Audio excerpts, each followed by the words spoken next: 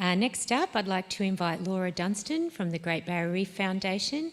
Laura is presenting on community action plans, strengthening community-led action to protect the Great Barrier Reef. Thanks, Laura.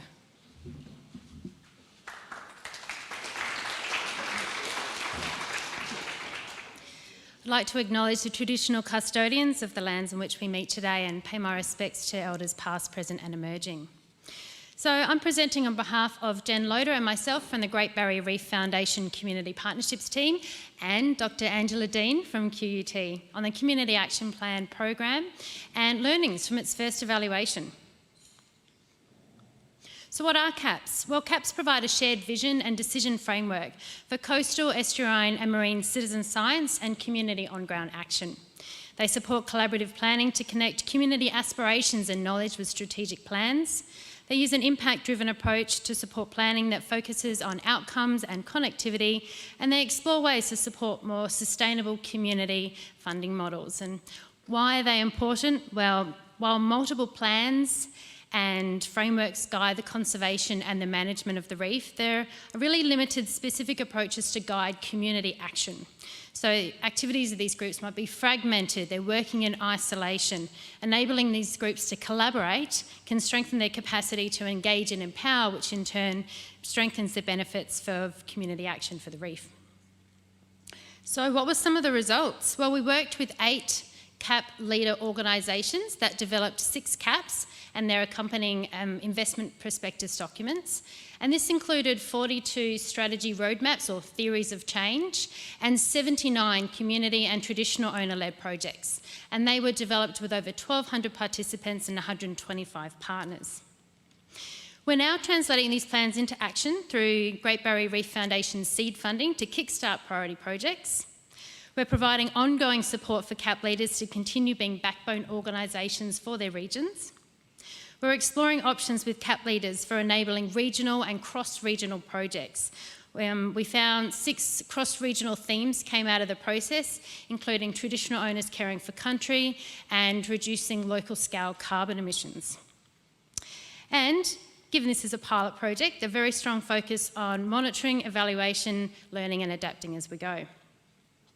So we worked with Angela to do an evaluation of the CAP development process. A summary is available if you're interested, and here's a little sneak peek of some of the learnings.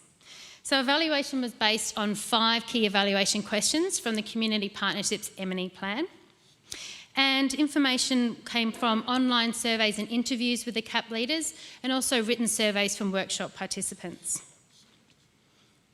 We found the process is already fostering community ownership of community-led reef protection outcomes. It was a pretty intensive participatory process, and we found that communities appreciated the process. The workshop surveys indicated strong intentions to continue participating, and CAP leaders reported feeling really excited to be able to see the level of enthusiasm from the community. We found the process is already increasing the quality of engagement. Workshop participants reported feeling really valued and listened to, and this was associated with stronger intentions to participate, and the process also tangibly demonstrated how we have heard them through the development of the plans and the projects. We found CAPs may demonstrate the value of community contribution in planning and decision making. Gubrampa participated in all the CAPs, as did local governments and Queensland government departments. It's really early in the process, and we anticipate that this outcome will take time to manifest. CAPs are showing signs of supporting place-based engagement to strengthen reef and community outcomes. And the process is also about creating tools to support ongoing funding and partnerships. We found this is already taking place through new and strengthened relationships and working with CAP leaders and their networks on pathways for securing investment. So what were the ingredients that were found to be necessary for success? The skills, experience and connections of the CAP leaders, the alignment between individual values and passions with organisational priorities, cross-regional knowledge sharing and support from us. And the challenges. They included the complexity of the process. The systematic conservation standards framework posed a challenge for CAP leaders that needed to learn and apply it in the 1-year timeframe. Balancing structure with flexibility. There was a very interesting tension between a top-down structure being used with a community-centred process to connect community aspirations with their strategic priorities. And most of the program was delivered during COVID times, so very challenging for engaging and participating online. So recommendations and improvements for the next steps included flexibility. So even though a structured process is being used, there's greater scope for engagement and tailoring to suit local needs if the process is flexible, if it's modular, and we continue to have that meaningful community-centred process. CAP leaders continue to play an essential role, and providing tailored support throughout the journey is really important for them. And this also includes the CAP leaders learning and sharing from each other. And relationship building takes time, and we need to budget in structured and unstructured time for this. So we're now moving from the CAP development into the CAP implementation phase over the next 2 years, where we'll be further translating planning into action. Thank you to everyone that's been involved so far. Thank you.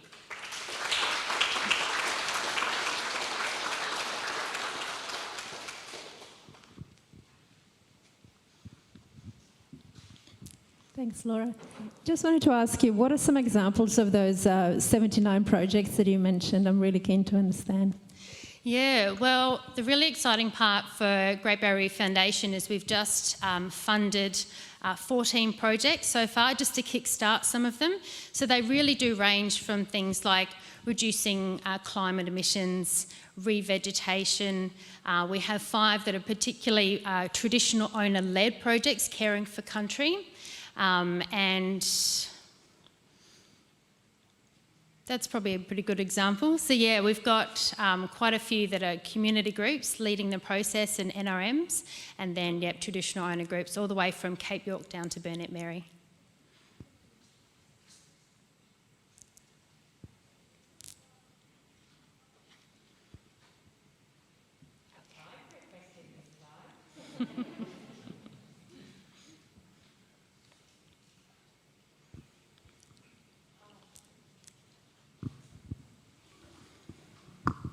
So, Laura, having gone through that process, what's the one thing you would change if you got to do it again? Like one thing where you went, oh, if we'd just done this a bit differently, it would have had a different result. Is there something?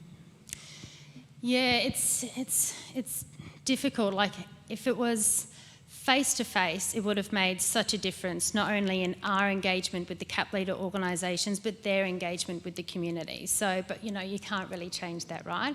And everyone did such an amazing job of adapting so quickly to those circumstances.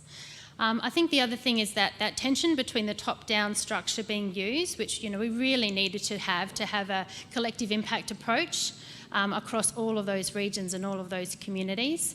But because we spent so much time learning and doing that process, I think towards the end it took away a bit of that time that the CAP leaders really needed to spend with their communities. It got a little bit short in the end. So if we had to do it again, have more time or structure it in a way that they could have spent more time with their community in developing the projects as well as the plan.